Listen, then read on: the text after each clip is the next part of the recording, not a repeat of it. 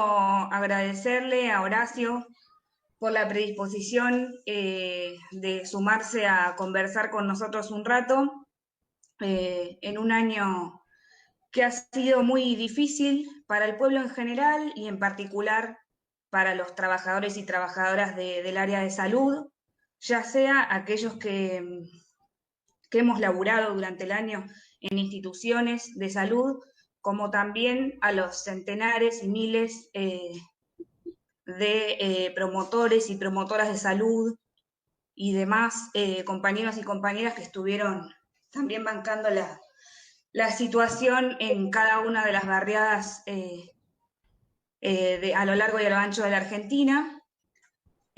A un año, digamos, de pandemia, nos interesaba poder hacer este intercambio con Horacio, que ahora lo voy a presentar un poco mejor, para sacar en limpio algunas cuestiones de qué implica esta pandemia, cómo ha afectado en particular a nuestro país, pero también comparando con el panorama a nivel mundial, y centralmente hacer un intercambio que nos permita tanto a nosotros como a todos los que participen de esta charla, sacar algunas ideas principales para ver cómo seguimos, ¿sí? La corriente de salud Salvador Massa, como para aclarar, porque hay muchos compañeros y compañeras que seguramente están conociendo hoy a través del Instagram de qué se trata nuestra corriente. Es una corriente de trabajadores y trabajadoras de salud, como dije al principio, que estamos en las instituciones, hospitales, unidades sanitarias, pero que también estamos conformando y mucho más este año en el que se requirió un trabajo especial en el terreno, los movimientos de promotores y promotoras de salud que han sido de muchísima utilidad durante este año de pandemia. Así que bueno, agradecer a todos los que se han sumado en este recorrido y agradecerle a Horacio que con mucha predisposición estuvo dispuesto a conversar con nosotros. Lo voy a presentar, él es Horacio Micucci, es doctor en área de farmacia y bioquímica, graduado en la UBA, también es magíster en epidemiología, graduado en la Universidad Nacional de Lanús, bueno, es bioquímico y farmacéutico, graduado en la Universidad Nacional de La Plata, especialista en bioseguridad y en sistemas de información de la salud, y actualmente asesor del diputado nacional Juan Carlos Alderete. Bueno, no sé si me escuchás bien, Horacio. Sí, sí, sí, yo sí. No sé, si ustedes me escuchan bien, Bárbaro, hace sí. falta subir volumen o algo, dígame. Bien, si hay algún problema, cualquiera de los que esté escuchando lo ponen, como dije al principio, en los comentarios. Bueno, la idea de este intercambio es poder hacer algunas preguntas para ordenar lo que nosotros interpretamos como los puntos por ahí más importantes de este debate que se ha dado a raíz de la pandemia, pero también dejar al final, si existe la posibilidad de tiempo, que puedan hacer ustedes algunas preguntas. Para arrancar, nos interesaba por ahí, Horacio, que nos cuentes, digamos, queremos arrancar del principio, entendiendo que el público es muy diverso, digamos, no son solamente trabajadores y trabajadoras de la salud los que están seguramente escuchando. Y para arrancar desde el principio, por ahí habíamos pensado que nos cuentes un poco, para poner sobre la mesa, cómo se contagia el coronavirus, cómo se previene y por qué razón se previene y se dan las recomendaciones que se dan en cuanto a los cuidados esenciales que debería cumplir la población en general. Contanos un poco. Bueno, yo primero les quiero agradecer a ustedes haberme invitado, este, porque es parte del trabajo que hemos hecho todo este año, tan difícil como vos contás, difícil para los trabajadores de salud, difícil para los docentes, difícil para toda la población y sobre todo muy difícil para los actores más pobres, más desprotegidos de la Argentina, ¿no? Así que yo agradezco que me permitan difundir estos temas que son necesarios. Yo creo que hay que aclarar mucho cómo se transmite esto, porque el bombardeo de los medios de comunicación y televisivos es terrible y genera confusiones, pero hasta en personas que tienen educación universitaria. Yo he hablado con una abogada que después de conversar cómo se transmitía, dice, menos mal que hablé con vos, porque yo ya no sabía si respirar. Y muchas veces un trabajador profesional de la salud sabe de un tema en el que está trabajando, pero ya ha olvidado cosas grandes de su historia, porque él no trabaja en eso. Y yo creo que hay que aclarar cosas muy simples. Yo he participado en lugares donde se da entrenamiento para docentes, en municipios, escuelas, jardines, de zonas más carenciadas. Y hace falta decir cosas muy sencillas para terminar con tanta confusión. Porque si uno en un programa televisivo le dice, uy, se descubrió que es una suspensión, uy, se descubrió que es un aerosol, y no es el aire, y entonces al último no sabe si respirar. Yo he visto gente que no sabía que simplemente estando en una terraza o estando en un balcón no podía estar sin barbijo porque no iba a subir el virus. Esto es una cosa tan sencilla que la dijo Pedro Kahn, el doctor Pedro Kahn, que es una personalidad en estos temas, decía, el virus no me busca, yo entro en su territorio, yo lo busco a él. No es como el dengue, que yo puedo estar sentado en una silla y viene un mosquito y me pica, y está contagiado, y ese mosquito se mueve más o menos unos 400 metros, así que en 400 metros, en un diámetro de ese número, un mosquito me puede picar, y yo no sé qué me pica. Tengo que eliminar al mosquito, usar repelente y eliminar la fuente del mosquito. Pero acá no, porque el virus no me anda buscando a mí, yo entro en un área de influencia del virus. No es que yo sea culpable, como uno dijo, no, yo entro en el área de influencia. Entonces a mí me parece que hay que aplicar que si uno habla un rato por el teléfono celular, va a haber multitud de gotitas chiquititas que quedan ahí al rato, que realmente uno las limpia. Esas son las gotitas donde está el virus, y que así como se pegaron en el teléfono cuando hablé, o se pegan en un vidrio si hablo al lado de un vidrio o en un espejo, esas son las gotitas que se esparcen en una distancia determinada. Son más grandes, son suspensiones, caen más pronto. Son más chicas, son aerosoles. ¿Qué es un aerosol? Para todas las personas, cuando usan un desodorante de ambiente y lo tiran, sienten a la distancia o una distancia el perfume o el olor.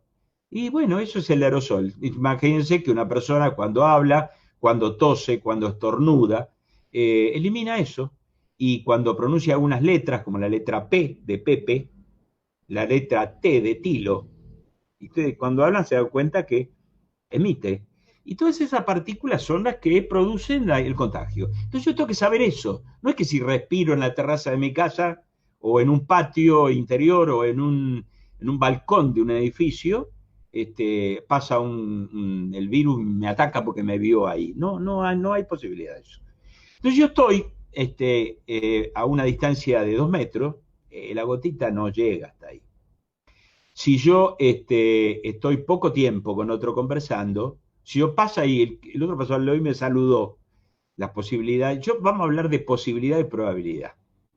Todo es posible. Yo puedo estar, estoy acá en Lanús, yo estoy en Lanús en este momento. Yo puedo cruzar la calle y una Ferrari Testarossa me puede atropellar. ¿Posible? Es posible. Pero poco probable que una Ferrari Testarossa ande por Lanús. Lo más probable es que la hayan robado antes de llegar a atropellarme. Entonces, yo busco disminuir la probabilidad de que algo ocurra. Eso es un tema muy importante porque indica que sí sabemos qué hacer. Entonces dicen, uno ha escuchado decir, el viejo método del aislamiento. Y sí, pero eso es científico. Si acá hay profesionales que hayan trabajado en microbiología, sabrán que en microbiología los microorganismos se dividen en 4 grupos de riesgo. El más simple es el que no produce nada, que uno usa en la universidad para enseñar. Hay otros que son cotidianos, pero no van a producir grandes cosas, qué sé yo, una bacteria que está en la orina de una infección urinaria. Hay otras que son un poco más complicadas, el grupo 3, ya entro en tuberculosis, pero hay medicamento, hay vacuna cuando yo estoy ahí. El mal de los rastrojos era grupo 4, hasta que apareció algún medicamento y apareció la vacuna. ¿Qué significa el grupo 4? Que no tengo medicamento, vacuna, Y gracias que conozco el método de transmisión. Una vez que conozco el método de transmisión, invento la barrera. Esto es de experiencia cotidiana en la bioseguridad y en el trabajo en un laboratorio, por ejemplo. Yo cuando sé cómo nosotros somos de una generación que trabajó con el SIDA y no se sabía cómo se transmitía. Y yo recuerdo a mí y a otros bioquímicos que teníamos el tubo ahí y decíamos, ¿esto cómo me contagia? Porque no sabíamos. ¿Cómo me contagia? ¿Cuáles son las vías de esto? Después descubrimos el corte, el pinchazo, o la transmisión sexual. Pero yo he escuchado decir cosas al principio por prestigiosos inmunólogos de la Argentina. Hoy sería una risa insostenible, no teníamos idea. Cuando supimos que era así, nos cuidamos del corte, del pinchazo, y ahí aparece el preservativo como barrera. Sí, eso es viejísimo. ¿Y qué barrera tenemos acá? Ya sabemos cuál es la vía, es inhalatoria. Inhalatoria como era la tuberculosis. Entonces, ¿qué hacemos? Cubrimos la entrada. Y ahí aparece el barbijo y el cubrecara. Entonces, supóngase, si todos usamos barbijo y cubrecara, la posibilidad de contagio sería bajísima. Entonces, yo me gusta decir en las clases que yo trabajo sobre la línea sería de los dos mayores y los dos menores. Mayor distancia y menor tiempo de contacto. Ese es un punto. Si yo me mantengo a más distancia y estoy menos tiempo en contacto, no va a pasar. Yo, por ejemplo, de aquí de Lanús tengo a 15 cuadras el centro de Remedios Escalada. Yo puedo recorrer eso y a lo mejor me encuentro por una calle paralela con 3, 4 personas, cruzo, ni siquiera me saludo. Ahora, supónganse que yo estoy en la cancha de Boca, o la cancha que ustedes quieran, todos juntos gritando y saltando. Es una nube de gotita. Y ahí respiro la gotita. Inevitable.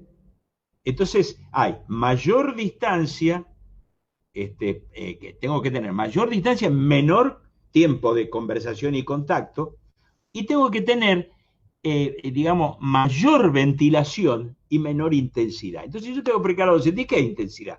Intensidad es así. Intensidad es, si yo estoy escuchando un concierto de música clásica a 2 metros del que está al lado y si uno llega a hacer un ruidito todos se enojan y estamos todos a distancia y nadie se mueve, y si estoy en un festival de rock en una cancha estamos todos apretujados saltando y bailando en mucha intensidad. Cuando miro los trenes de Lanús y voy a Capital, donde yo tengo que esperar que pase 1, 2, 3 trenes, o en el subte que va por la calle Corriente y yo tengo que dejar a la hora pico, dejar pasar 2 o 3 porque no puedo subir, y cuando uno sube es una lata de sardina, estoy en una nube de gotitas. Miremos qué prevalencia. ¿Qué es prevalencia? Los profesionales de salud saben, los que no lo saben, pero es sencillo. Si yo tomo cuánta gente está contagiada hoy, no todos los que se contagiaron, sino los que hoy están activos, los que se curaron los separo. Y me dará unos 190.000, 200.000. Lo divido por 45 millones. Me va a dar que yo voy a encontrar 0,4% de contagiados, bajísimo. Pero me van a decir, todo lo que critican, bueno, no, pero porque se les escapan 19 de cada uno. Bien, multiplicamos por 20. Vamos a suponer que haya 10%, uno de cada 10 personas. Si yo voy, como les digo, de aquí a Remedios Escalada, me voy a encontrar uno de cada 10 con posibilidad de contacto y no me voy a parar a hablar con él. Pero si yo me junto en una habitación, hay 1 con 10, se van a contagiar casi todos. Si somos 100 y hay 10 contagiados, con esa proporción, en un cine, nos vamos a contagiar. Y somos 1000, va a haber 100, nos vamos a contagiar. ¿Está saliendo? Porque veo que, no sé, ¿está saliendo bien? ¿Sí? Bueno. Entonces ahí yo tengo que tener en cuenta eso que decía, mayor distancia, menor tiempo, mayor ventilación, porque diluyo esa partícula. Si yo ventilo, diluyo. No es porque el aire mata al virus, porque lo diluyo y hay menos posibilidad. Yo disminuyo la probabilidad de que ocurra. Entonces esto es importante, porque como se llega a un esquema tal, entonces dicen, no, al aire libre. Sí, ¿quién dijo que al aire libre va a ser sin infección? Yo hago un aire libre, todo amontonado en una cancha de fútbol y será aire libre, pero se contagian igual porque hay una nube ahí alrededor de todas esas personas. Esto es importante porque dicen, no, pero nosotros es con protocolo. Y el protocolo se ha convertido en algo mágico. Sí, pero el protocolo hay que ver cómo lo cumplen. Pues yo digo, el protocolo dice que acá entran tantos alumnos, pero la habitación no tiene ventana y el protocolo del Ministerio de Educación de la Nación dice que hay que ventilar cada 90 minutos, pero no hay ventana, hay solo una puerta. ¿Y cómo ventilo? ¿Cómo voy a la presencialidad si no ventilo? Las viejas escuelas, y fíjense ustedes que están por ahí por La Plata, las viejas escuelas tienen grandes ventanales, altos, y puertas con una cosa que la mayor parte de los jóvenes ahora no conoce, que es la banderola arriba, o las claraboyas, porque hace circular aire. En la época de la tuberculosis, con el mismo objetivo de eliminar la vía o disminuir, estaba la ventilación. Pero en la escuela ahora no se hacen así. Se hacen más bajas y con ventana o sin ventana, porque un colegio privado compra 2 casas y hace una escuela. Entonces no hay tal protocolo. Y dice, no, pero tenemos alcohol gel. El mito del alcohol gel, que empezó con una malhadada idea dada por el Ministerio de Salud en ese momento, la gente cree que es algo mágico. El alcohol gel, y los que trabajan en salud lo saben, es porque uno se pasa el alcohol con gel y no se le irrita. Si uno se pasa 20 veces alcohol común, al 70% en las manos, no con alcohol gel, al último se resquebraja la piel. Pero no es que es mágico. Si yo me lavo la mano, es lo mismo que el alcohol gel o mejor.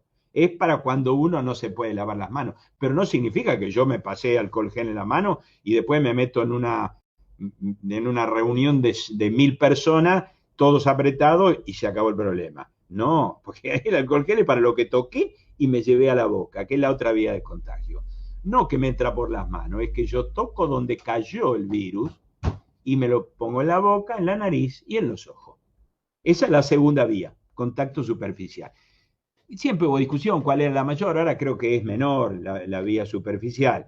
Creo que si vamos a una playa y estamos todos amontonados, saltando y gritando y sin barbijo, no es lo que toqué, es lo que respiré, porque hay una nube. Eso es lo primero que hay que dejar claro. Por lo tanto, la cancha, la playa, el festival, tiene mucha intensidad y allí me contagio. Estas cosas hay que aclararlas, porque hay todo un intento, algunas veces por una cultura panelista, por el cual a mí me hace acordar a una canción de Lelutier que decía, el que piensa pierde.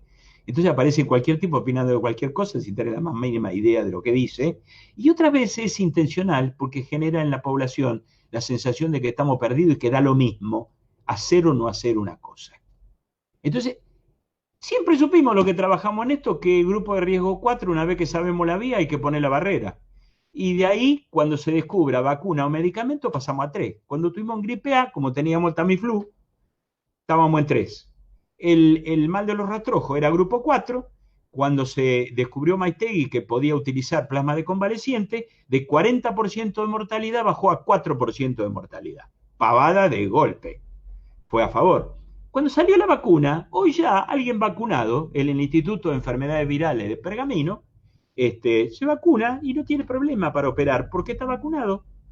Y bueno, los antivacunas son, ¿cómo puedo decir? Yo nunca he escuchado argumentos tan prehistóricos y tan ridículos que se caen al mes como lo que he escuchado. Donde alguien tiene miedo que la vacuna rusa le va a transmitir el comunismo, cuando hasta los rusos dejaron de serlo. Entonces ya es absolutamente ridículo. Y después de eso, no, porque si no se publica, y se publicó, pero no es obligatorio publicar en el Lance, ¿eh? Le voy a decir que no es obligatorio. Le voy a decir una cosa. Yo puedo querer publicarlo o puedo no querer publicarlo porque se me canta. Por ejemplo, nosotros tenemos que avanzar en la producción. Es eso, es decir, creamos la conciencia social de que eso es un acto solidario, porque esto lo hacemos entre todos, no se salva uno individualmente. Después vamos a hablar de la idea esa de la libertad que tienen algunos, que por la cual entramos en una libertad que yo conocí, esa idea de libertad en los 70, los setentistas que me estén escuchando se acordarán, cuando había algunos que decían, yo voy a hacer vida libre y me voy a vivir a la selva. Si van a la selva y volvían a los 15 días a buscar antibióticos, porque viste, no es que son más libres. El animal suelto no es más libre. El animal suelto y salvaje es esclavo de su hambre y sus necesidades. Entonces, cuando va 15 días en la sociedad, volvés de nuevo a buscar el antibiótico, la aspirina, para el dolor de cabeza, etcétera, etcétera. No sé si esto contesta el tema. Ahí aparezco flaco.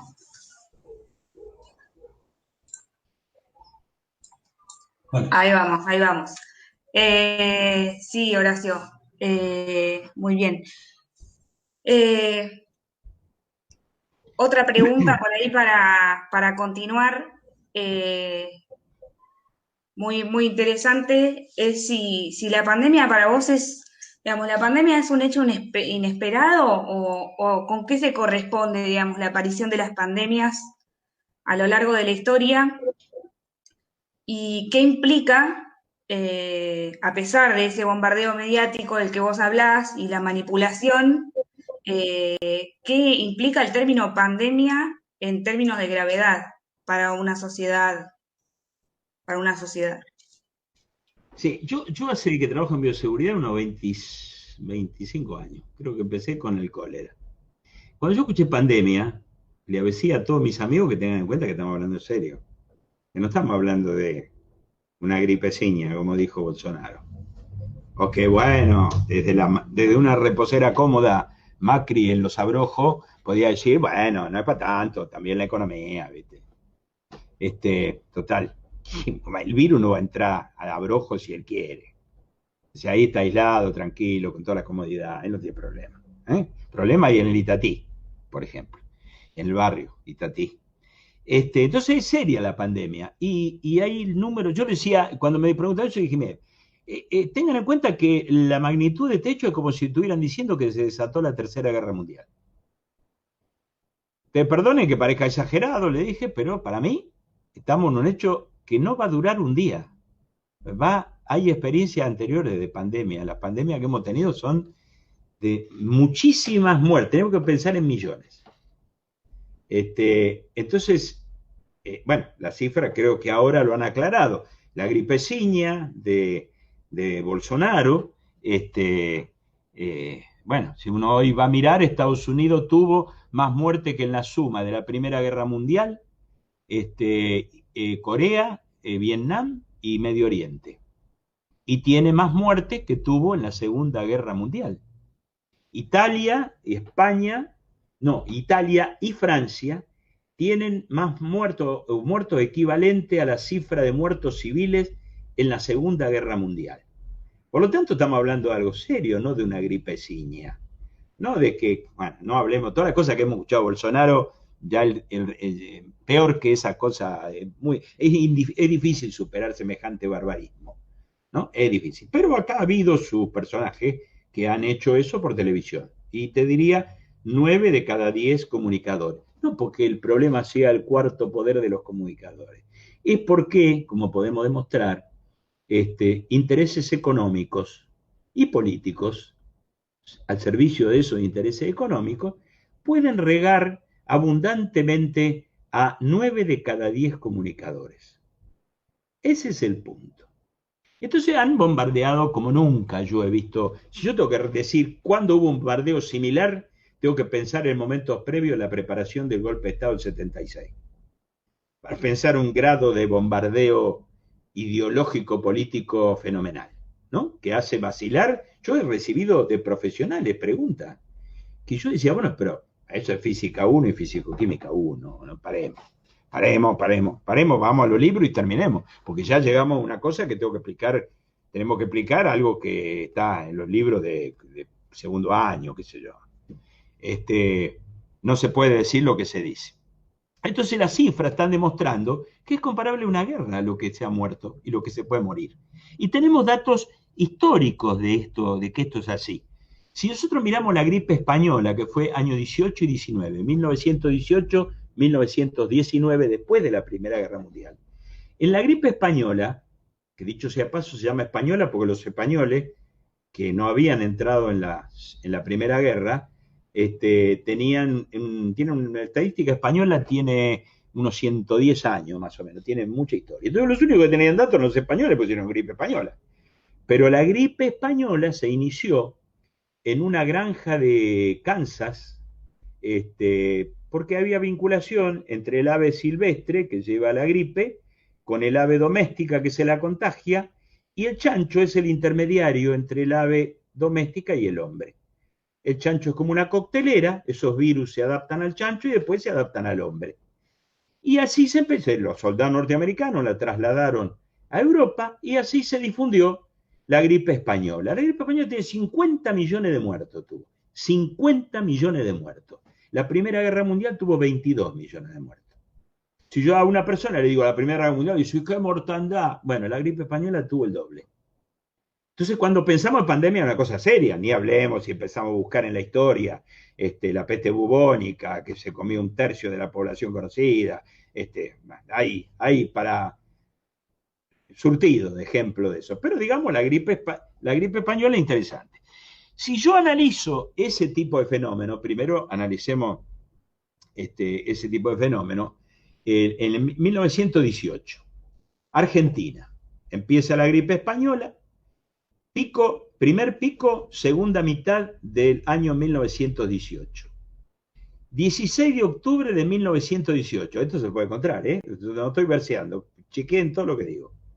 Diario La Nación, el mismo que conocemos hoy. La gripe es benigna, no hay que preocuparse, dice La Nación. Es decir, no hay problema. Pasa el pico, empiezan a aparecer búsqueda de medicamentos mágicos. Entonces, como siempre, ¿no? Después vamos a contar el caso de la poliomielitis que yo pude vivir como niño en el año 1955, por ahí, 54, 55. Bueno, entonces la oligarquía argentina despreocupando sobre el tema, porque lo importante son sus negocios. Lo que estorbe se elimina de la propaganda, no existe. Ahí están los mejores relatos de la... Si usted quiere el mejor relato de la Argentina, es la historia de Bartolomé Mitre, que tiene casi vigencia en la actualidad. Así que ese era el relato. Pero resulta que pasó el verano, el Buenos Aires pudiente veraneó, festejó, y vino el segundo pico. El segundo pico fue en el invierno de 1919. Arrasó Argentina del norte al sur.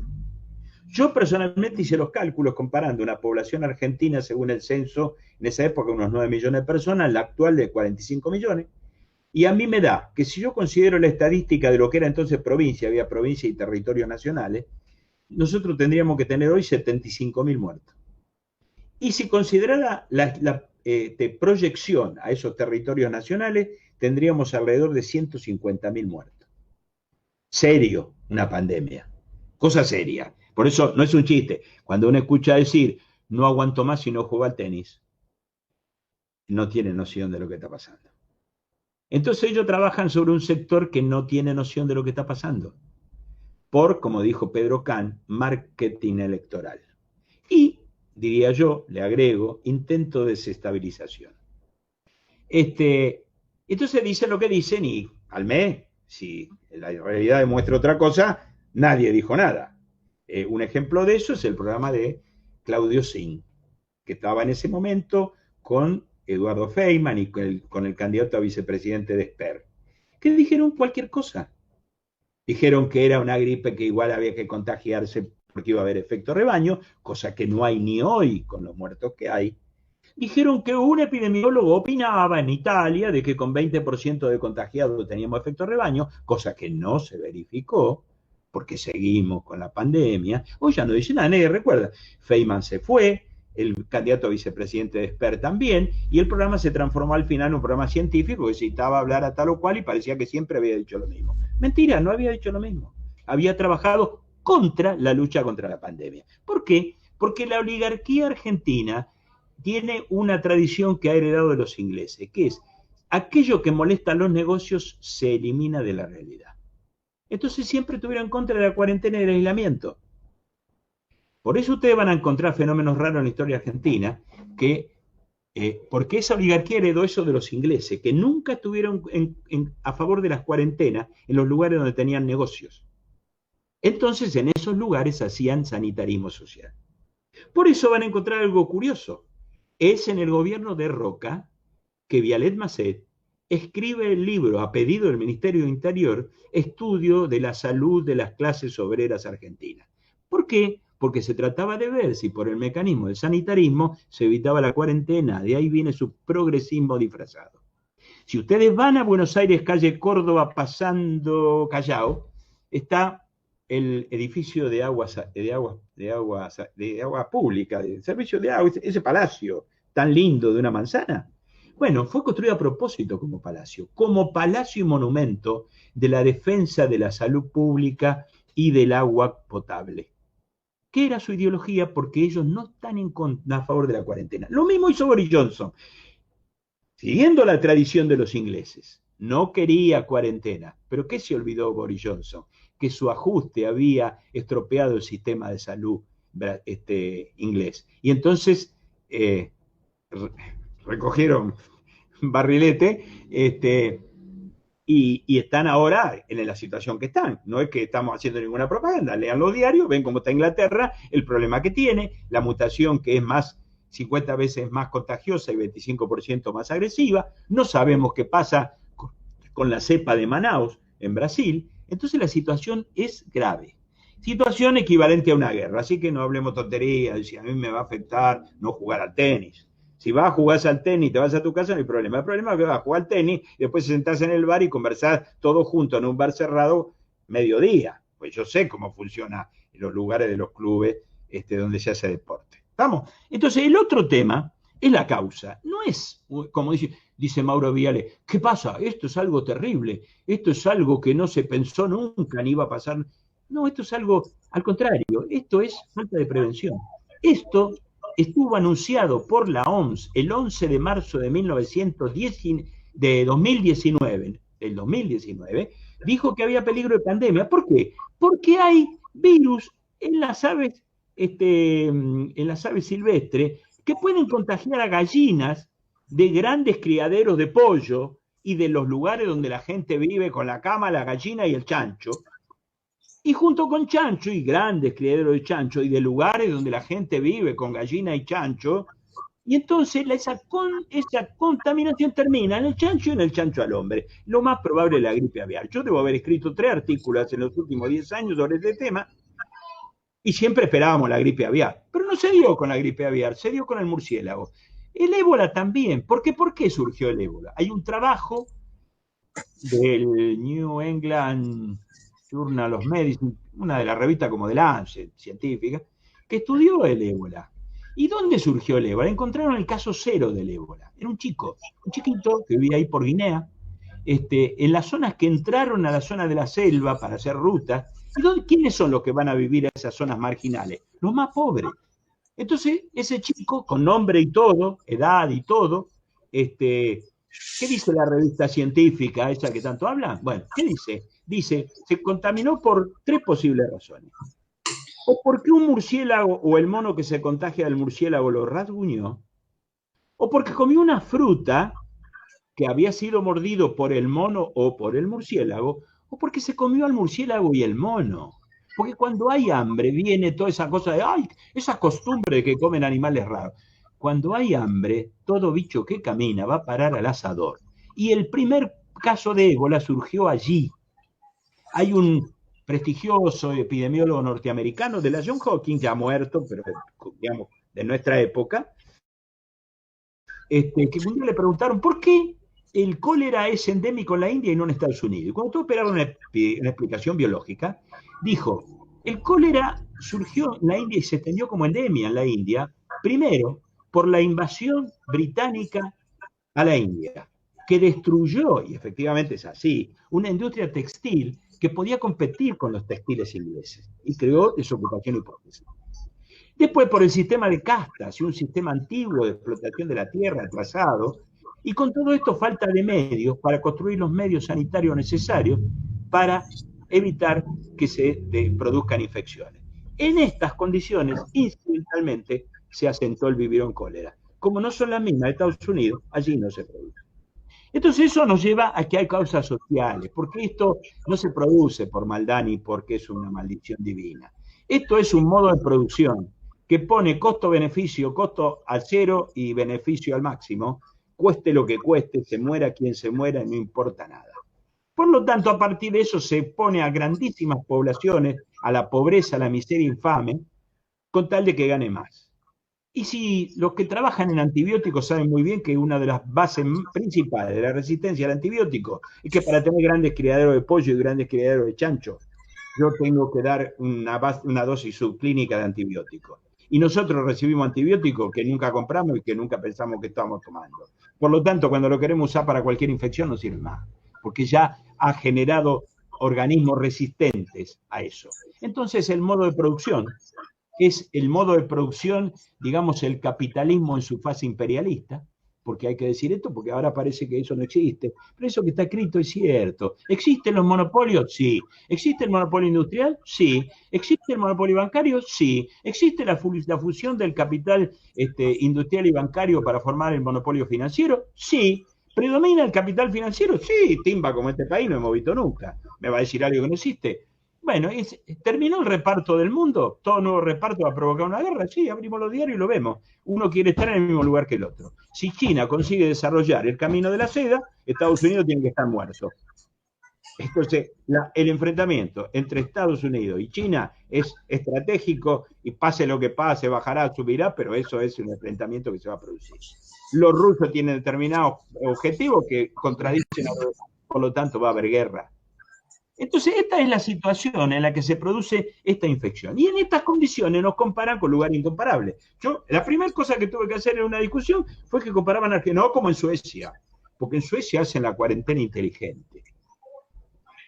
Vamos a ver Suecia. Yo me tuve que ponerme a ver Suecia. Suecia tiene 22 habitantes por kilómetro cuadrado. Argentina tiene 50. Argentina despoblada, que es despoblada Argentina, tiene el doble de la cantidad de habitantes que Suecia. Estocolmo, que no es Lanús, Estocolmo, que tiene todos los medios, todo el servicio, internet, lo que quieran, tiene 5.000 habitantes por kilómetro cuadrado. Yo aquí en Lanús, donde estoy ahora, tengo 10.000 habitantes por kilómetro cuadrado, con servicio que ni se compara a Suecia. Pero eso no es nada, porque acá cerca, en el límite entre el partido de Quilmes y el partido de Avellaneda, está la villa Itatí. Entonces yo dije, ¿cuál es la densidad de Itatí? Entonces agarré Google, miré los manzanas que ocupa, calculé el último censo del 2017 de Vidal, que está acusado de ser el que dice que es menor que lo que hay. Se tomé el más a favor, no mío, sino de lo contrario. Y ahí me da que tiene 37.500 habitantes por kilómetro cuadrado. 3,7 veces más que Lanús y el recontradoble de Estocolmo. Sin nada. Y dentro de esa villa Itatí hay un lugar, una hondonada central que son los pobres de los pobres. Ahora, ahí encontré la justificación de por lo que se dice que Itatí es la segunda villa de América. La primera es La Rosiña. Cifras oficiales de La Rosiña, 39.000 habitantes por kilómetro cuadrado. 39.400, para más precisión. Pero Cava tiene 15.000, 3 veces más que Estocolmo.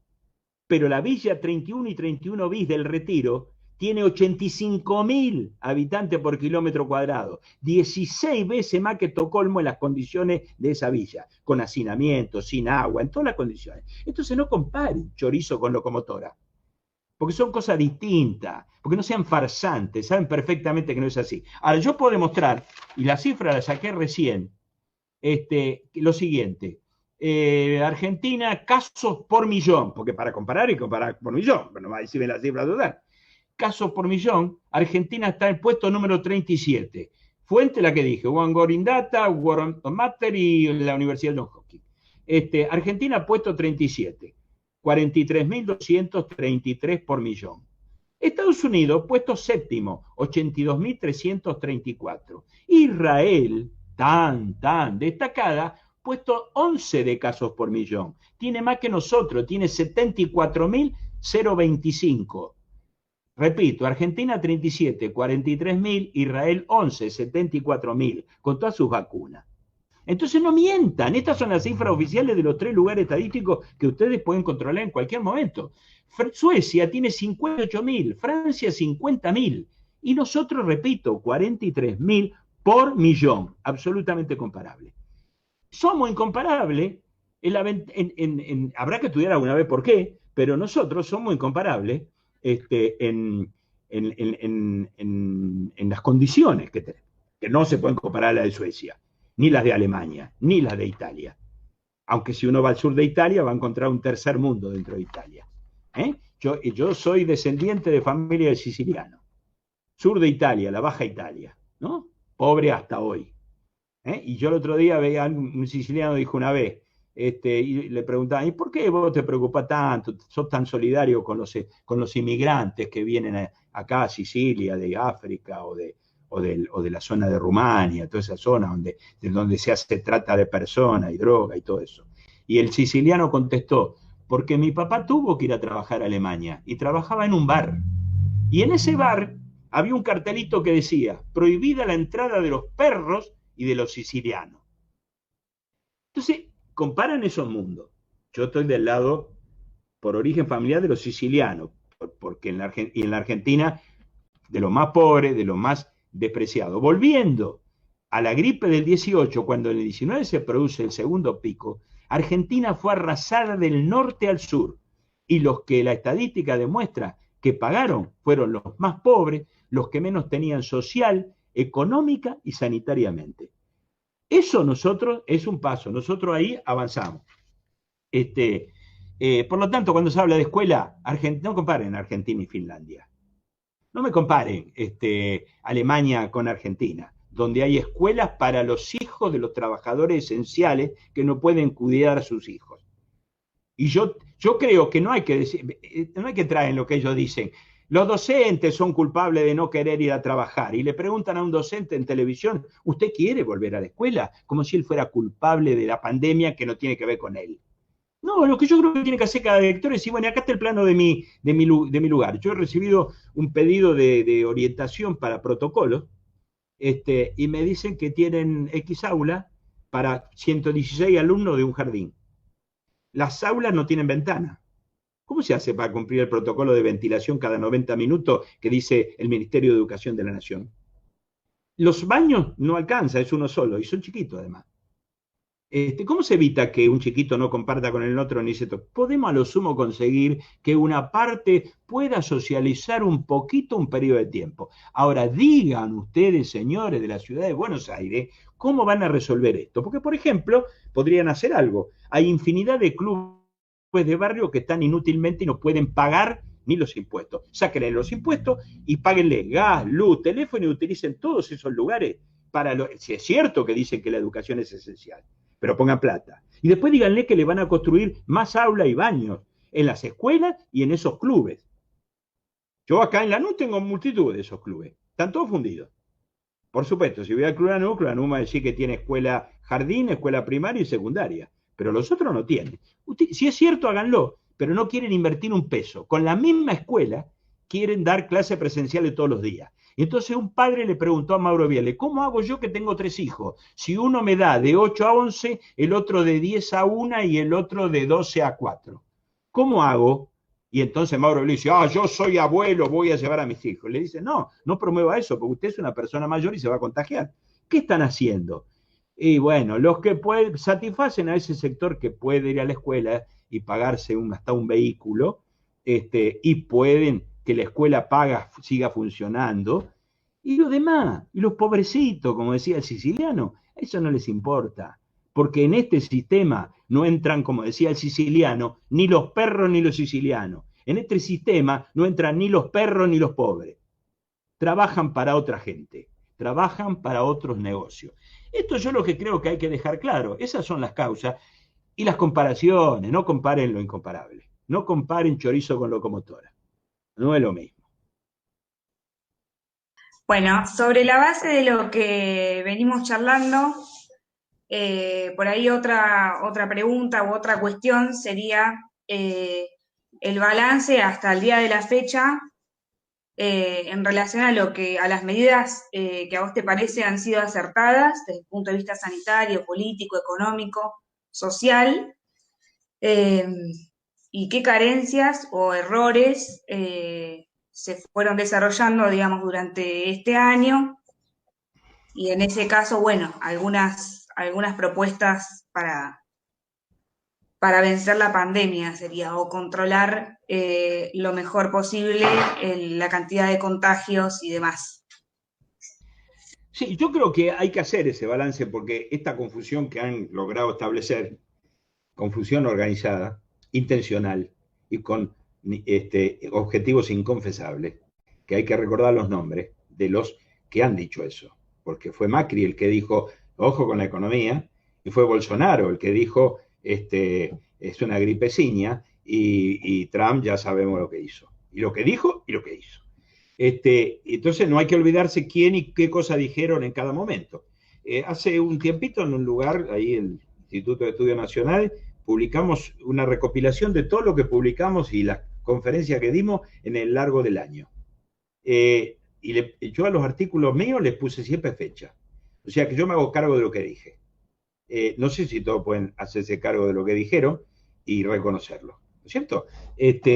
Así que eso es importante ver. En primer lugar, nosotros hemos visto en el Bronx, dicho sea de paso, yo me acuerdo un día, me costaba encontrar estadística diferenciada dentro de Nueva York, porque en Nueva York son 5 distritos, uno es el Bronx y otro Manhattan. El Bronx es los negros hispanoparlantes, pobreza extrema, no van al hospital porque se mueren en el hospital. Y la mortalidad por millón era el doble en el pobre Bronx que en el elegante Manhattan, dentro de Estados Unidos, dentro de la misma ciudad de Nueva York. Entonces esto es una muestra de lo que decíamos recién. Nosotros hemos visto en el Bronx, y lo hemos visto por televisión, una gran fosa de más o menos unas 10 cajones de largo por unos 5 cajones de profundidad por unos 5 cajones de ancho. Ponían todos los cajones uno encima del otro, tiraban tierra y una aplanadora le pasaba por encima. Y el locutor decía, pero si algún pariente reclama después un cadáver, ya sabemos porque está ubicable como la batalla naval. Tanto de largo y sabemos dónde está el cadáver. ¿Ustedes se creen que con esa pila de cajones, tapado con tierra y con una aplanadora pasada por encima, van a encontrar algún resto que se pueda armar para entregárselo a algún familiar? Ellos saben que ahí nadie va a reclamar porque son los pobres dentro del rico, Estados Unidos. Son los que van a Nueva York para vivir en trabajos marginales y mandar la plata a su pueblo. Son los negros, son los hispanoparlantes, eso no interesa. Ese lugar tiene 1.600.000 habitantes. Israel tiene 6 veces más que eso. ¿Qué le interesa más a Estados Unidos? ¿Que Israel se salve o que el Bronx se salve? Si Israel es la boca de entrada para la geoestrategia de Estados Unidos y el control del Mediterráneo oriental. Y digo yo, ¿tendrá la vacunación que tiene Israel la Franja de Gaza? ¿Tendrán los palestinos la misma vacunación que los israelíes?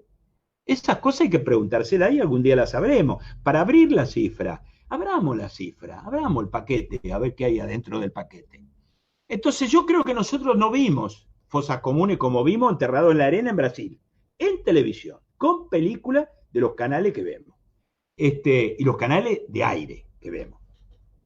No vimos eso, nosotros pudimos evitar eso. Nosotros evitamos el colapso sanitario que significa que la gente se muera en las calles, como hemos visto en películas de Estados Unidos, como hemos visto en películas de Italia. Acá no pasó eso. Cada cual tuvo una atención, mala o buena, pero no colapsó el sistema hasta ahora. Hubo síntomas de colapso en el norte y en algunos lugares. No quiere decir que no vaya a pasar. Yo quiero decir que guarda, porque si nos ganan en línea, va a pasar. Porque la situación se está agravando. Nosotros todavía estamos en la primera tanda. Nosotros todavía no tenemos extendido el virus británico, ni sabemos qué vaya a pasar con el de Manaus o el brasilero, ni el sudafricano. Pero podría ser.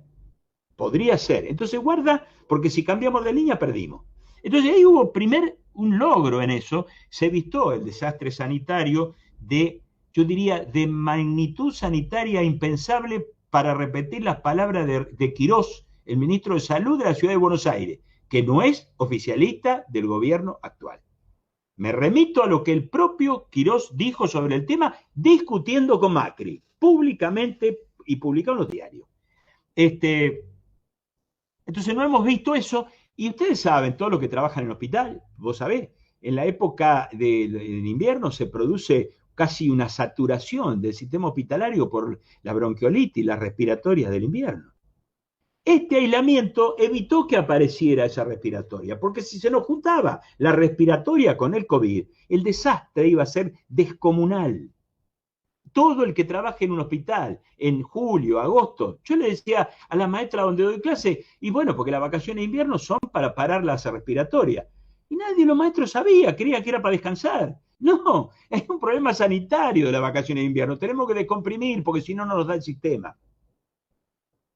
No nos da el sistema, en un sistema que, vamos a decir la verdad, está abandonado, desquiciado desde hace años.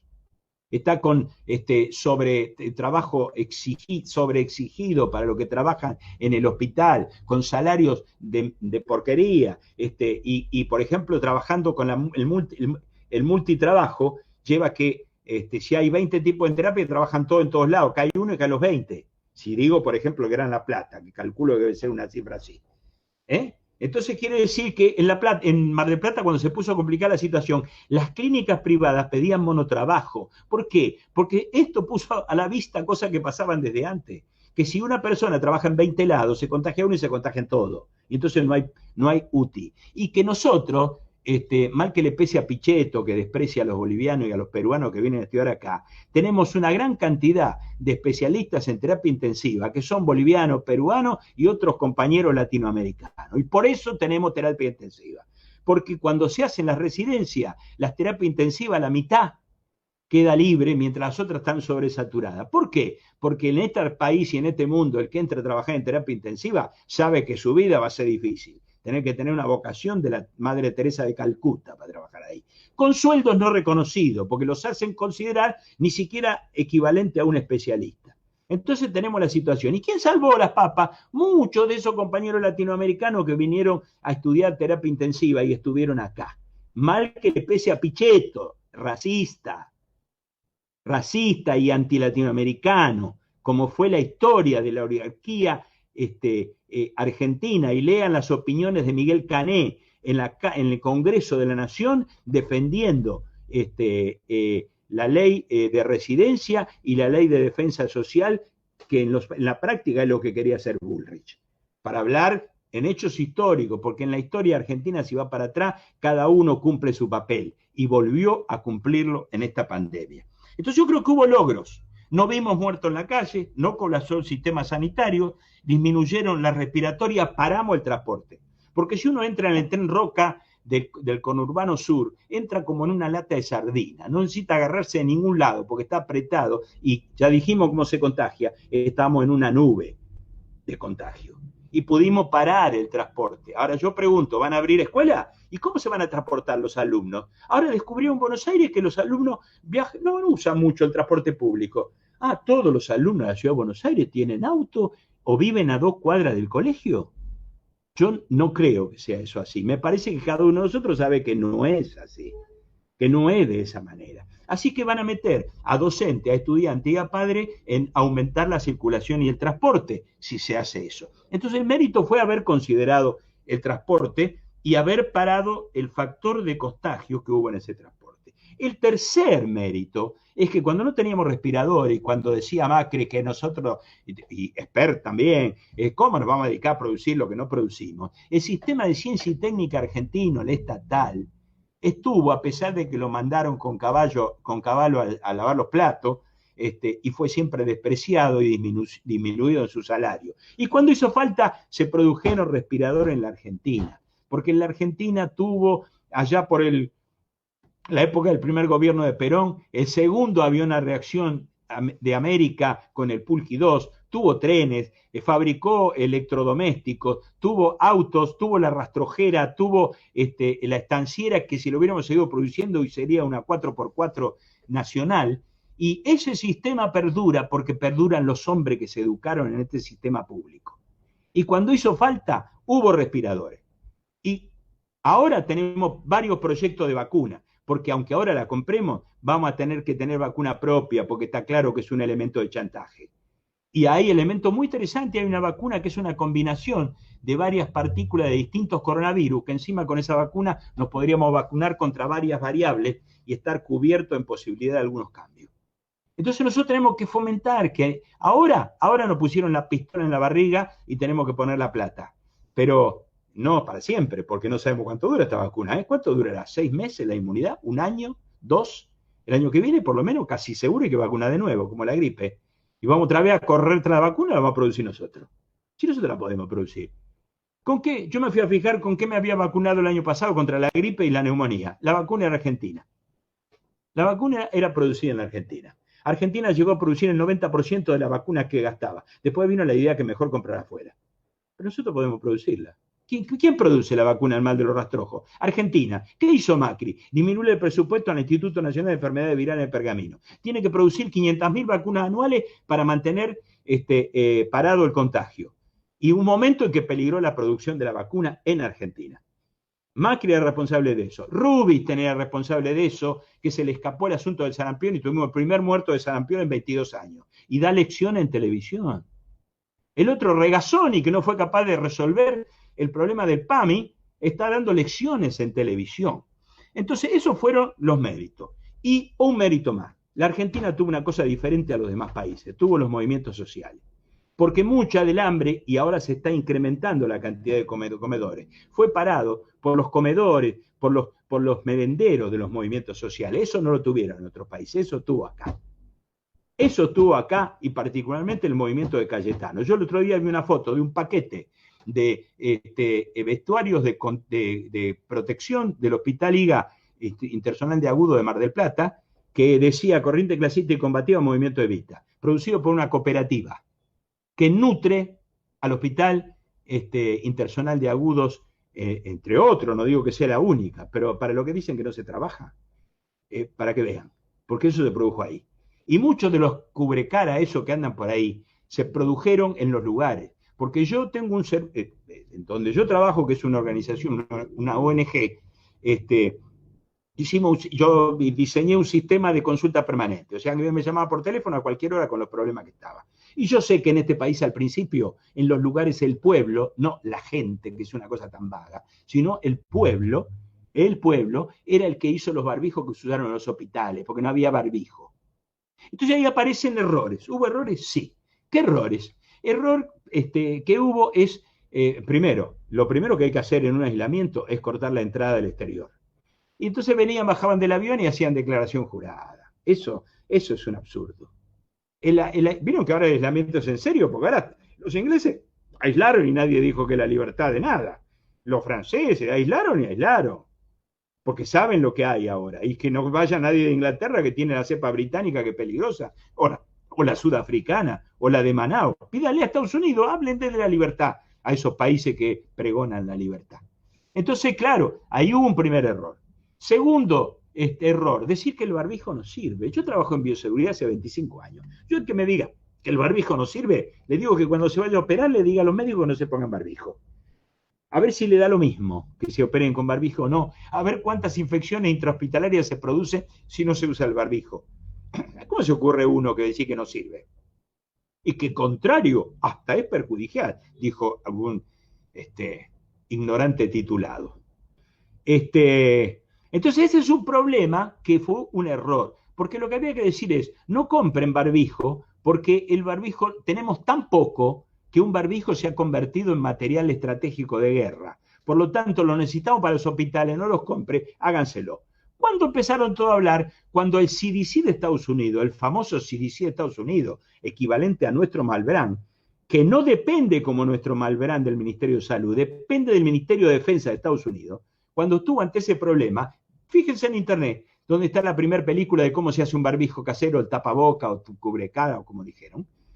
¿Quién aparece? ¿Un hombre de guardapolvo? No, aparece un oficial con uniforme y explica cómo se hace un barbijo, porque todos sabemos, lo que trabajamos en esto y no ocultamos la realidad, que en los momentos críticos el CDC de Estados Unidos hace la veña y responde a los altos mandos. Y los altos mandos dijeron, cubre cara, y cubre cara lo explicó un oficial de uniforme. Y para que todo fabrique. Entonces todos acá dijeron, bueno, se puede sin quedar mal, no es tan poco elegante, no es tan del tercer mundo, ¿no? ¿Vieron el papelón de cómo se fue de Trump? Viste que no hay tercer mundo, parece que ellos hacen la misma cosa que nos acusan a nosotros. Entonces ahí hubo un error también. Y error posterior, es mentira que esta fue la peor cuarentena del mundo, es mentira, habremos hecho aislamiento durante 2 o 3 meses y después se relajó porque triunfó la ideología de no pasa nada y bombardearon la cabeza de los jóvenes que si no se vivía de determinada manera íbamos a tener no sé qué problema psicológico. Yo sé que la situación es difícil, ¿eh? Yo no digo que la situación no sea difícil, pero si en la época de la Segunda Guerra Mundial, los, al pueblo de Stalingrado se le hubiera dicho no pasa nada, los hitleristas hubieran dominado Stalingrado.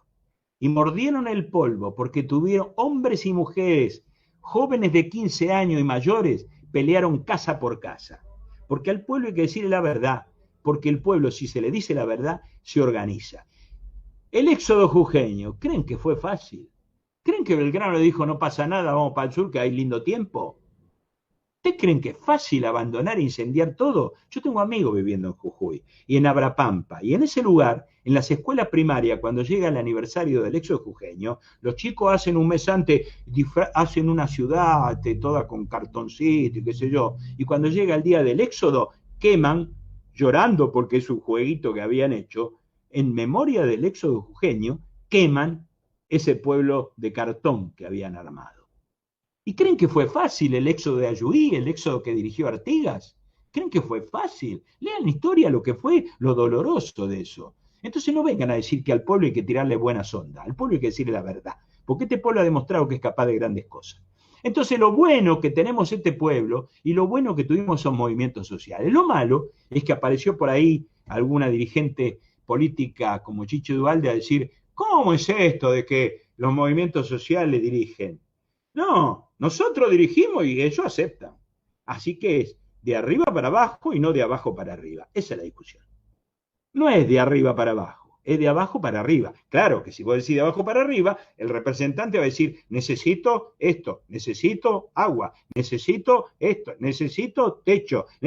Entonces era posible hacer una economía distinta, porque si a todos los monotributistas que son changuistas disfrazados, en cada barrio, como su barrio, su casa, como se dijo en su momento, construyera las canillas, los caños para llevar agua y la empresa de agua se la llevara y se construyeran las casas y se mejorara, estaríamos en mejores condiciones con otra economía. Entonces me parece que ahí está el punto. El pueblo se educa, el pueblo, no la gente. La gente es algo que uno no sabe, como dijo Chiche Daddy Breva. ¿Qué es la gente? ¿3 personas? ¿1 millón? ¿5? ¿10? ¿Quiénes son la gente? El pueblo no. El pueblo es el conjunto de sectores sociales que están perjudicados por las relaciones de dependencia de la Argentina, de latifundismo de la Argentina, de miseria de la Argentina, de explotación de la Argentina. Eso es el pueblo. Ese pueblo, si se educa, educa. Por eso decimos, el viejito de la sociedad de fomento dice, póngase el barbijo, qué bueno. La chica que le dice al chico, no seas nabo, no seas gil. O el chico que le dice a la chica, no seas gil, ponete el barbijo, porque es para todo, es solidario. Y predomina la solidaridad. Porque en este país, Argentina, la solidaridad fue asesinada. Y sin embargo, existe la solidaridad y vamos a pelear por el desarrollo de esa solidaridad. Entonces los comités de emergencia, los cuerpos delegados, la sociedad de fomento, los centros de estudiantes, todo eso es lo que tiene que dirigir lo que pasa por abajo. ¿Cómo ha ocurrido? Sin los comedores, sin los merenderos, había más hambre. Eso palió gran cantidad del hambre, pero el hambre sigue si no cambiamos. Así que no es que ya está resuelto, vamos a una fase más grave probablemente. Entonces se necesita más pueblo y se necesita más plata. Y entonces, ¿de dónde sale la plata? Y ahí está el impuesto a la grande fortuna, que fue un parto por force para sacar ese asunto. Y lo de Vicentín, que dijeron viene el comunismo, ¿somos todos Vicentín? Yo no soy Vicentín. El que se quiera hacer cargo de que es Vicentín, bueno, te rendirá sus cuentas de sus bienes. Yo Vicentín no soy. ¿Cómo es posible que en una Argentina que pide un préstamo de 50.000 millones de dólares al Fondo Monetario Internacional, la renta terratenientes son en la Argentina que el 50% de los establecimientos tienen 5 hectáreas y tienen el 2% de la tierra. 50 hectáreas, no 5 hectáreas. Y tienen el 50% de la tierra. Y establecimientos de más de 5.000 hectáreas son el 2% de los establecimientos y tienen el 50% de la tierra.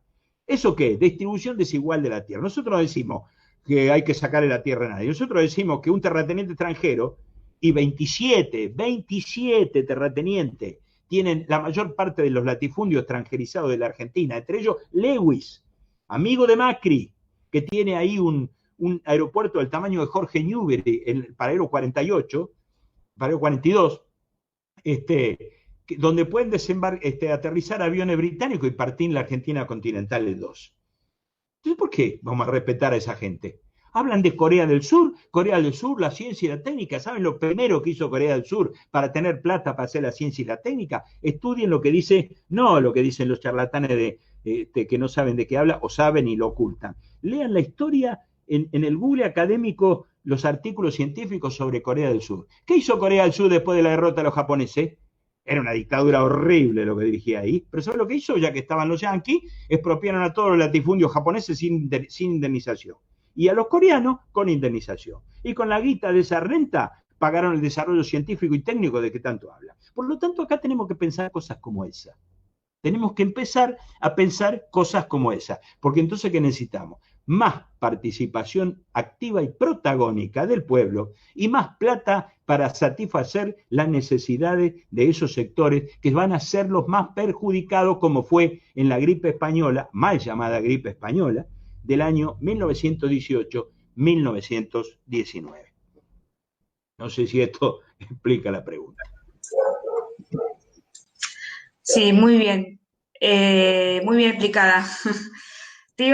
Teníamos una pregunta para hacer en cuanto a la economía y la disyuntiva entre que se dio al principio de la pandemia, de economía versus pandemia y demás, pero creo que con lo que desarrollaste recién fue respondida. Así que por ahí para terminar...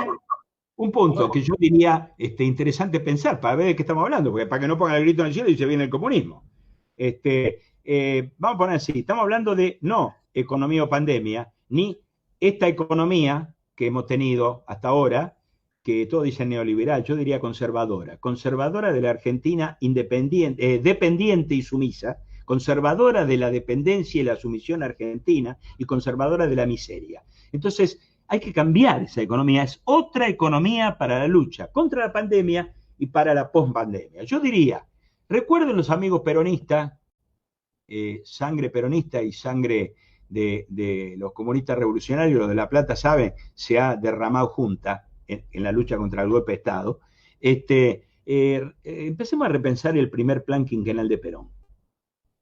Porque el primer plan quinquenal de Perón, les recuerdo que decía IAPI. Recuerden lo que era IAPI. Y piensen en Vicentín. Y piensen en el negocio enorme de 25.000 millones de dólares como mínimo anuales que significa los monopolios exportadores y cerealeros. Y pensemos en la hidrovía. Y pensemos en el latifundio que se queda con 25.000 millones. Y pensemos que este es el único país en el mundo en el que el petróleo ha salido más de una vez más que el precio internacional. Cosa que no pasa con ningún país del mundo. Por lo tanto, nosotros calculamos en 2017 que habíamos pagado el sobreprecio petrolero no menos de 9.000 millones de dólares en un año. Sumen 25.000 millones de los terratenientes, 25.000 millones de los monopolios cerealeros, 9.000, 10.000 millones de sobreprecio y negocio petrolero, y ahí solo ya cubrimos el préstamo del Fondo Monetario Internacional. Y después, los que quieren, no se puede pensar resolver esta situación pagándole al fondo y al bonista. Vamos a ser claros. O ellos o nosotros. Es ilusorio pensar que nosotros podemos pagar las deudas que nos quieren hacer pagar, desarrollar la Argentina y a la vez satisfacer las necesidades del pueblo y que se sigan llevando todos los años de 50 a 100.000 millones de dólares, un quinto del PBI argentino en las mejores épocas, por año en forma legal. La empresa de medicamentos que hay en la Argentina exporta por 900 millones de dólares e importa insumos por 1.600. Es decir, que cada cosa que vende, lo mismo vale para los autos, lo mismo vale... Nosotros fabricamos heladera, ahora tenemos que comprar una heladera que por ahí es turca o es brasilera, pero eso es una verdad. ¿A quién le van a hacer creer? Si fabricamos un respirador, fabriquemos heladera. Y fabriquemos auto, volvamos a la estanciera. Siempre va a ser mejor que un auto importado. Y en 10 años vamos a ver qué tenemos, a ver quién tiene más. Entonces es otra economía. Los peronistas piensan en el primer plan quinquenal y piensan en la tierra para el que la trabaja. No estamos diciendo que le saquen la tierra a los campesinos. Estamos hablando de esos latifundistas, en las cuales 27 tipos son dueños de la mayor parte de la tierra extranjerizada. Estamos hablando de Lewis, que es uno de los fabulosos magnates ingleses. No estamos hablando ni del campesino medio, ni del campesino pobre, ni del campesino rico. Todo lo contrario. Ellos van a tener la tierra que no tienen para trabajarla y se van a sacar un alquiler. Hace un poquito la bolsa de cereales de Rosario hizo un estudio por el cual resulta que la mayor parte de lo que gana un campesino en buenas condiciones, en un buen lugar, se lo tiene que pagar en alquiler si la tierra no es de él. Entonces nosotros decimos eso. Una cosa es el campesino productor, dueño o no dueño, con mano de obra o sin mano de obra contratada o que trabaja él mismo. Y otra cosa es el latifundista que vive del alquiler y tiene la mayor parte de la tierra, la monopoliza y tal precio, tal costo la tierra en la Argentina que el 57% de la población de Buenos Aires no sabe dónde va a vivir el mes que viene. Porque no tiene dónde alquilar. Y los alquileres andan en más de un sueldo, 25, 30.000 pesos. Una casa para alquilar en la capital federal, 25, 20 por acá en Avellaneda, Lanús, 20, cuando el salario de una jubilación mínima es 20.000 pesos. Entonces, eso es lo que no resiste más y es otra economía, otra economía. Pensemos en el primer plan quinquenal de 46 y recordemos, todos, los peronistas primero, recordemos que no hubo febrero del 46, primer plan quinquenal, sin 17 de octubre de 1945. Y así como nosotros recordamos el Cordobazo, los peronistas deben de recordar el 17 de octubre de 1945, que nosotros también recordamos.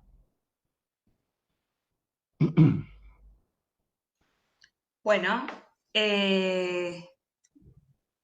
también se respondió la pregunta con respecto a la economía y qué economía es necesaria para enfrentar lo que viene. Y para terminar, Horacio, no sé si en los comentarios fueron haciendo algunas preguntas. La propuesta que yo hago es recolectarlas y en todo caso... Hay un punto de vacunas que me interesaría tocar. No, sí, iba a hacerte la última pregunta y proponerle a los que están mirando la charla que recolectamos las preguntas y vemos de qué manera, si no fueron evacuadas esas dudas durante toda la charla, o nos volvemos a encontrar o vemos la alternativa. Pero como para terminar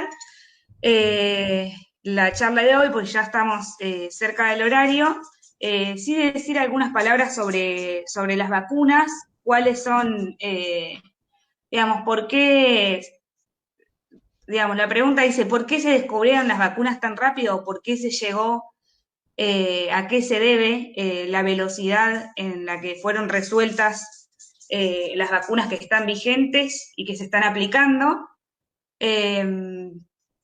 ¿Y qué importancia estratégica tiene la aplicación de las vacunas y obviamente el comercio alrededor de esas vacunas? Y en eso, bueno, nuestra posición como país y las limitaciones, los aciertos, y sí, en definitiva,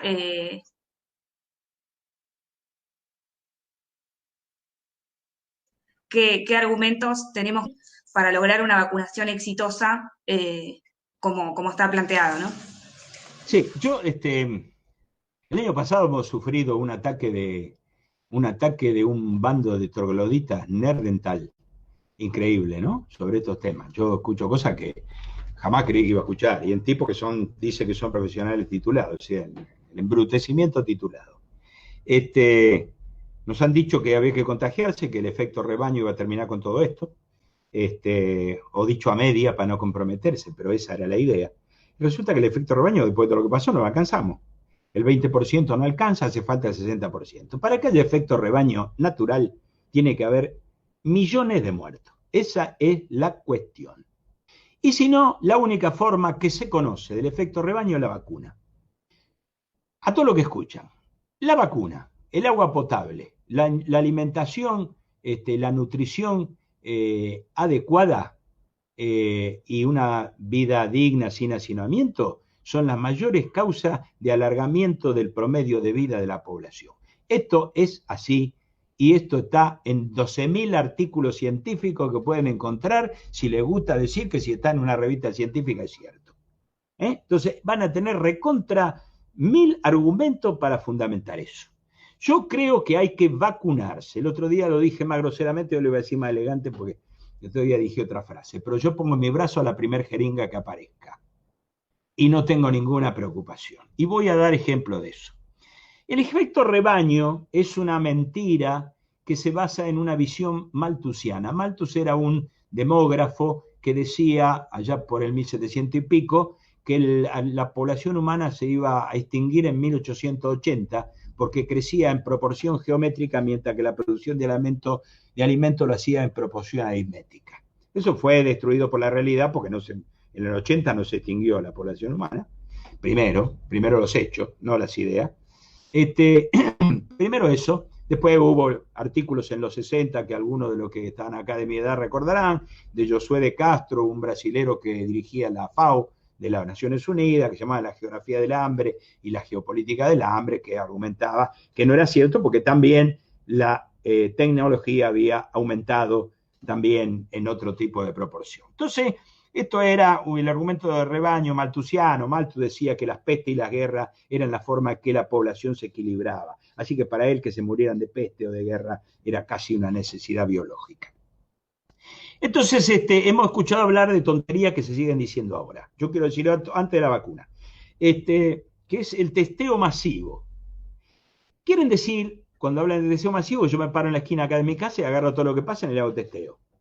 Le voy a decir que si a mí un alumno de epidemiología me contesta eso, tengo dos caminos. O le digo que venga el mes que viene, o nos ponemos a charlar un rato y lo ayudo a estudiar, porque va a tener que estudiar sensibilidad, especificidad, valor predictivo positivo, valor predictivo negativo, y una punta de cosas que será motivo de otra charla si hace falta darla. Pero sabe la epidemiología básica que todo este testeo masivo hecho en condiciones de baja prevalencia va a dar por lo menos la mitad de falso positivo. Es decir, yo me paro en esta esquina y testeo eso que dijimos que eran, en el peor de los casos, 10% de prevalencia, es decir, de enfermedad vigente, me voy a encontrar que voy a tener un montón de falso positivo y voy a mandar a cuarentena un montón de personas que no tienen nada. Y lo voy a mezclar con lo que tienen y voy a hacer eso que tanto critican de Formosa.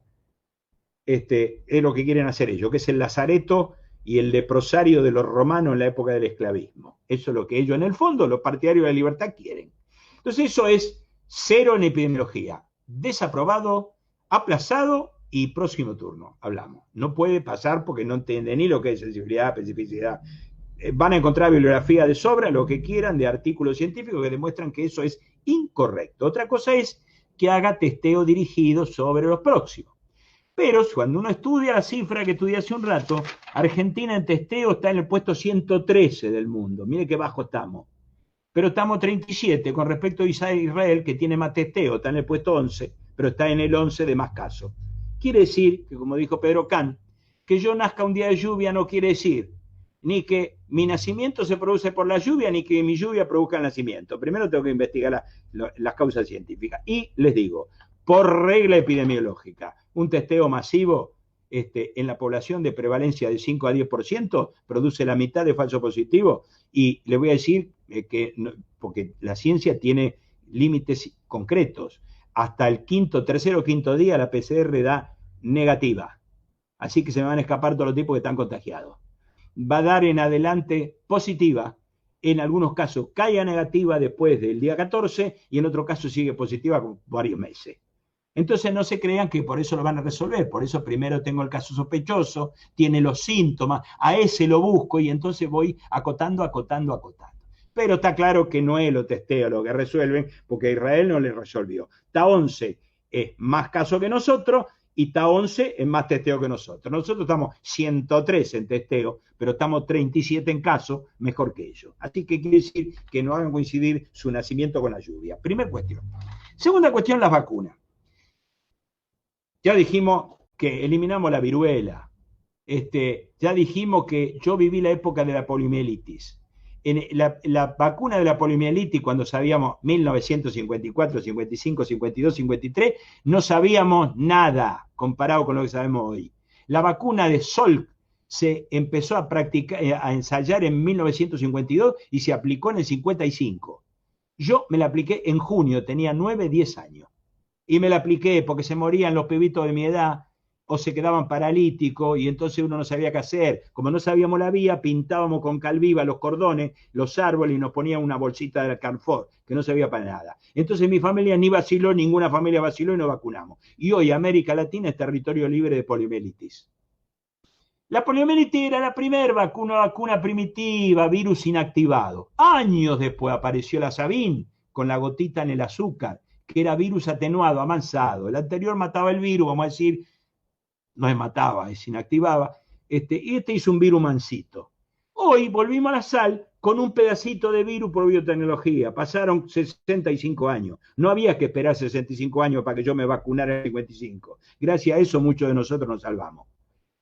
Después viene la fase 4, que fue lo que hicimos nosotros, que se hacen aplicaciones en la población, vigilando y mejorando, pero no es que hay que esperar la fase 4. La fase 1 se hace en decenas por seguridad. La fase 2 se hace en centenas para seguridad y dosis. La fase 3 se precisa y se llega a decenas de miles. Y después se va a la aplicación y por los años de los años se sigue mejorando, mejorando y mejorando. ¿Cuál es la razón que la tenemos tan rápido? Que por primera vez se puso plata. Porque las empresas farmacéuticas ganan con el crónico, no con la vacuna que elimina la enfermedad.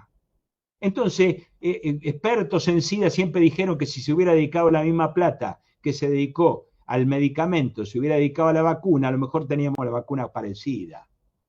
Lo han dicho expertos internacionales, esto que estoy diciendo. Entonces, las empresas no estaban acostumbradas. Cuando los gobiernos se dieron cuenta que el primer problema de esto no es económico para una ganancia, sino que se dieron cuenta que era estratégico, porque si Israel cae con una pandemia, está frita en el Medio Oriente, y si Estados Unidos no tiene su vacuna, está frita en su hegemonía, y lo mismo le pasa a Rusia, a China, a Alemania, a Inglaterra o al país que quieran, porque se cae todo el sistema productivo y su sistema de dominación, se convirtió lo que primero es un elemento estratégico, y pusieron miles de millones de dólares para que se investigara y se hicieran cosas en un año que antes llevaba muchísimo tiempo hacer. Esa es la primera razón. La segunda, que sabemos mucho de este virus, porque conocimos el MERS, porque conocimos varias variantes de coronavirus y ensayamos estos nuevos métodos con el ébola, que todos pensábamos que iba a ser la pandemia, y no fue. Nos salvamos, porque la pandemia que parecía que iba a ser era el ébola y la gripe aviar. Entonces al coronavirus lo conocemos mucho, es un bicho conocido, es como una variedad de la vaca. Si sabemos del Aberdeen Angus, sabemos del Hereford y sabemos de la vaca de la Holando Argentina, porque sabemos mucho de esta vaca, conocemos mucho de esta vaca. Entonces hay una punta de cuestiones a tener en cuenta. Primero, de importancia geopolítica, estratégica, antes de negociar la empresa. Segundo, como lo tienen, 10 países tienen el 95% de la vacuna, 8 países tienen el 87%, la calculé yo con los datos de esos lugares. No que estoy diciendo una cosa que no pueden calcular ustedes mismos. Y entonces, ayer decía Seba que en el programa de Longobardi, es porque Argentina no es buen pagador. Y Bélgica, y Holanda que protesta, Italia que protesta, y España que protesta, Inglaterra que protesta porque no tiene vacuna, no son buenos pagadores. No, es porque el que tiene la vacuna chantajea al otro. Entonces es un problema estratégico primero, de hegemonía segundo, y tercero es el primer gran negocio en vacuna de la historia de la humanidad. Porque hasta ahora una vacuna era para 1 millón, 2 millones, 3 millones, por eso no hay escala para producir. Porque ahora tenemos 7.700 millones de clientes obligados. Entonces se abrieron los ojos del marketing de las empresas y dijeron, si dura un año es 7.700 millones todos los años, y si dura 6 meses es 15.000 millones de clientes por año. No alcanza la capacidad de producción. Estados Unidos tendrá para vacunar 7-10% de su población y necesita vacunar pronto el 100%. Fíjense los que hay vacunado, el más avanzado es Israel. ¿Por qué? Porque a Estados Unidos le importa más Israel, los 9 millones de israelíes, que el 1.600.000 de negros y españoles y hispanoparlantes que existen en el Bronx. Entonces, esta es la razón. Fíjense, hace un mes era un escándalo porque la Sputnik era una vacuna que ahora se publicó en el The Lancet y nadie, todos quieren la Sputnik ahora. Entonces, no da el tiempo para explicar cada una de las metodologías, pero hay mucho estudiado, desde la básica, aquella Sol con el virus muerto, hasta el virus domesticado de la vacuna Sabin, hasta que le metemos un pedacito de ARN, hasta el invento de la vacuna inglesa genial y de la rusa en el sentido que utiliza otro virus y le pongo adentro el que produce la espiguita. ¿Vieron que es una pelotita con puntita? Bueno, le pongo al virus de la gripe, o de un resfrío común, no de la gripe, de un resfrío común, del chimpancé en el caso de los ingleses, del hombre, en el caso, dos variantes del hombre en el caso de los rusos, y le pongo un pedacito de gen que produce la espiguita. La espiguita sale y entonces me vacuna como si yo se la inyectara. Y el organismo humano se confunde y dice, me ataca algo que tiene esa espiguita. Es como si yo viera un auto y el organismo identifica la trompa del auto. Entonces yo no le meto el auto, le meto la trompa. Y el organismo dice, me ataca un auto. No, y es la trompa. Yo le metí la trompa nada más. Es genial. Entonces vacúnense, porque vacunarse es solidario. Hace falta que todos se vacunen, porque el efecto rebaño es así como se consigue. Si tenemos mucho no vacunado, vamos a seguir arrastrando esto. Si no vacunamos todo, el microorganismo no tiene a quién contagiar porque encuentra tipo preparado. Y ahí erradicamos la polio, erradicamos la viruela en el mundo, la polio en la América Latina. Sacamos el sarampión, los chicos se morían de sarampión. Y es virus atenuado y esa vacuna nos la damos todos los años. Argentina tiene un maravilloso plan de vacunación que no se cumple porque el sistema de salud hay que hacer lo que sea. La salud, un derecho de todos, un derecho inalienable de todos, no una mercancía. Eso es lo que hay que cambiar. El eje entonces tiene que ser estatal, gratuito, público y que respete y permita la accesibilidad cultural, geográfica y económica. No tiene que ser que si tengo plata me atiendo o no me atiendo. Hay un viejo profesor amigo de la Facultad de la Universidad de Buenos Aires que me ha dicho una vez, existen dos bandos en el sistema de salud. El que consiste en hacer lo que hace falta y lo que no hace falta. Al que lo necesita o no lo necesita siempre y cuando lo pueda pagar. Y el que haga lo que hace falta, al que lo necesita, lo pueda o no lo pueda pagar. Y me dijo, los que pensamos lo segundo, estamos perdiendo por goleada. Entonces, vayamos al frente y ganemos el partido, no dejemos perder por goleada. Vacunemos, no, es una antigüedad lo que están diciendo, es una vergüenza científica. Desde el punto de vista de un examen de un profesional de la salud, bioquímico, farmacéutico, médico, lo que sea, es cero, aplazo, un desastre. Lo que están diciendo es una burrada, vacúnense. Y es lo mismo que yo dijera, no cruzo la calle porque me va a atropellar una Ferrari. Posibilidad infinitamente nula. Y tengo que cruzar la calle para comprar la comida. Me voy a morir de hambre por el peligro de que me atropelle una Ferrari, de lujo. Absurdo. Crucen la calle y compren la comida, que se van a morir de no comer. Yo tengo más posibilidades de morirme por un contagio de COVID concreto y grandísimas posibilidades que morirme porque me salió mal una vacuna. Cuando yo me di la vacuna en julio de 1955, en marzo, del 8 de marzo, fecha que pueden constatar, al 27 de marzo de 1955, en Estados Unidos se produjeron un estudio de 44.000 casos, de los cuales 5 fueron mortales, 5 sobre 44.000. Y nosotros nos dimos la vacuna. ¿Por qué? Porque mi posibilidad de quedarme paralítico o muerto era mucho más de 5 en 44.000. En la primera tanda de vacuna, 32.009 vacunas, hubo nada más que 317 casos con síntomas. 1%. De ese 1%, el 94% eran fiebrecita, dolor en el brazo, pavada que son, cualquier vacuna produce eso. Hay una parte de errores producidos porque una embarazada se fue a vacunarse y decía que estaba embarazada y no le pasó nada, pero tiene que figurar como error protocolar. Otro fue a uno mayor de 60 que lo vacunaron porque se equivocaron en la edad, pero no le pasó nada, pero es error protocolar. Y quedó un caso en estudio que la verdad que es como si me dijeran que a uno se rompió la pierna y se vacunó. Pero como dijo Pedro Can, si yo nazco un día de lluvia, ni yo produzco la lluvia, ni la lluvia me produzco a mí. La rotura de pierna no tiene nada que ver con la vacuna.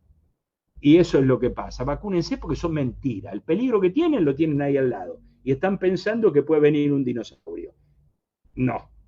Vamos a decir, en términos estadísticos, bajísima probabilidad de que un dinosaurio me atropelle. Aquí en Lanús, hoy. Eso sería.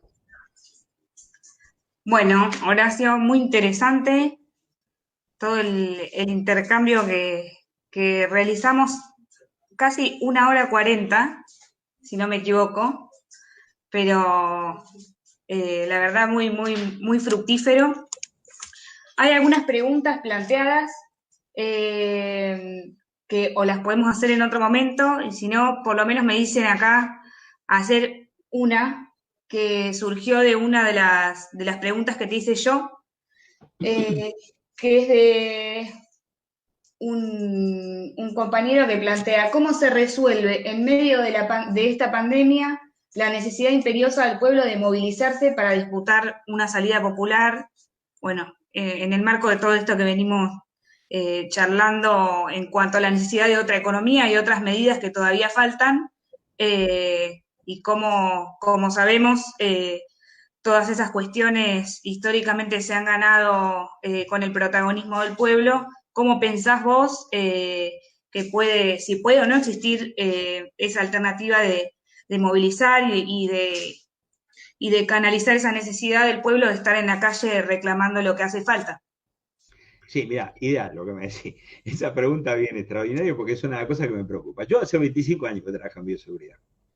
En el año 2004, cuando se produjo la guerra del gas en Bolivia, 2003, yo a los 5 meses tuve que ir a hacer un estudio de un proyecto de ecología urbana que incluía manejo de residuos hospitalarios en Bolivia, en La Paz, Cochabamba y El Alto.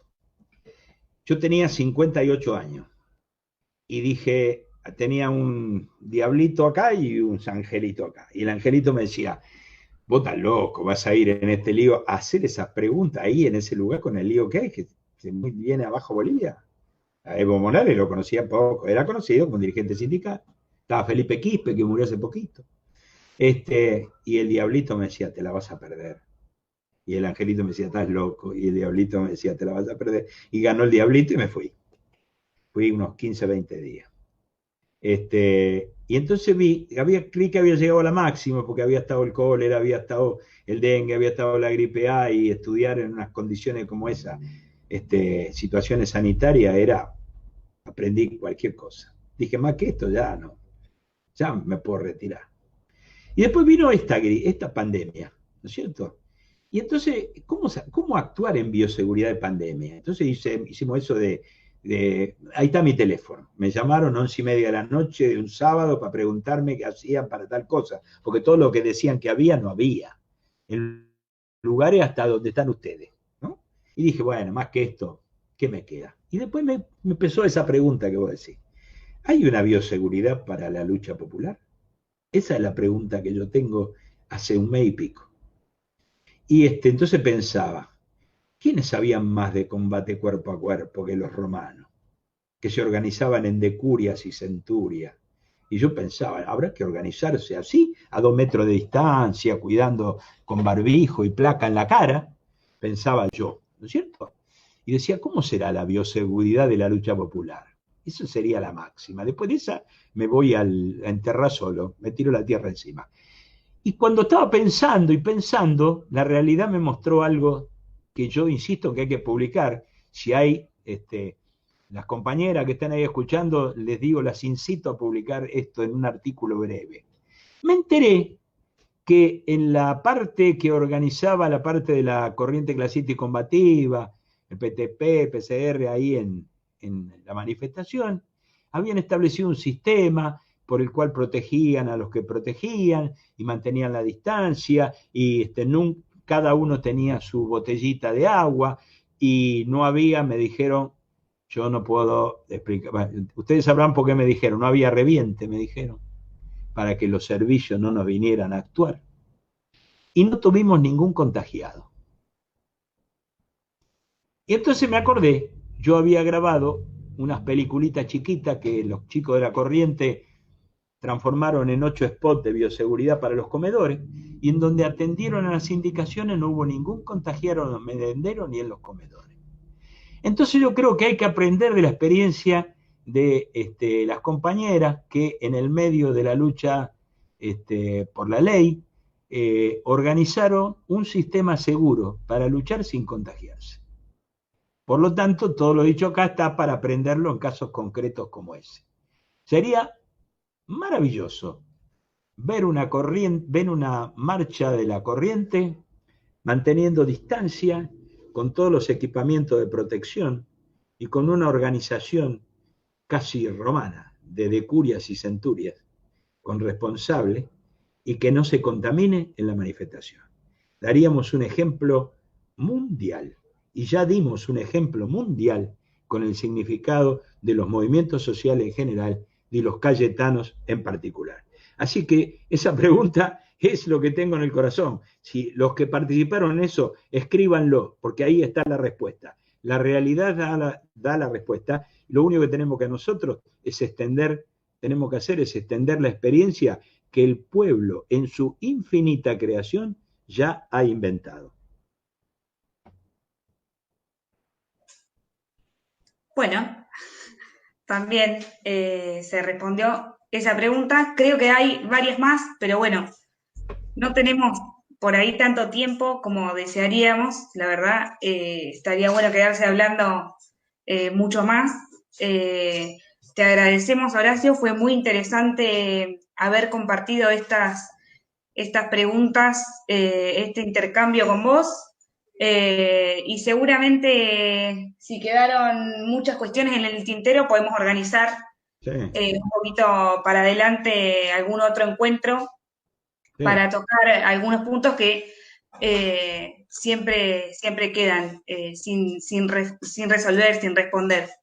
Pero bueno, les agradecemos a todos y a todas las que participaron, bueno, especialmente a Horacio por haberse prestado durante este tiempo a contestar estas inquietudes.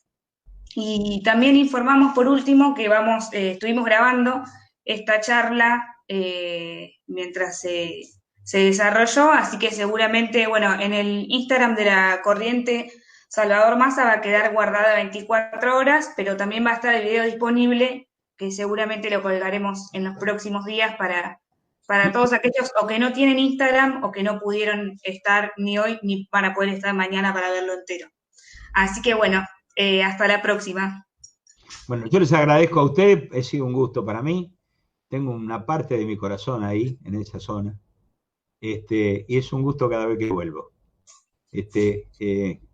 Uno no es de donde nace, sino de donde aprendió lo mejor. Y que creo que mucho de lo mejor lo aprendí allí. Bueno, muchísimas gracias, Horacio. Nos estamos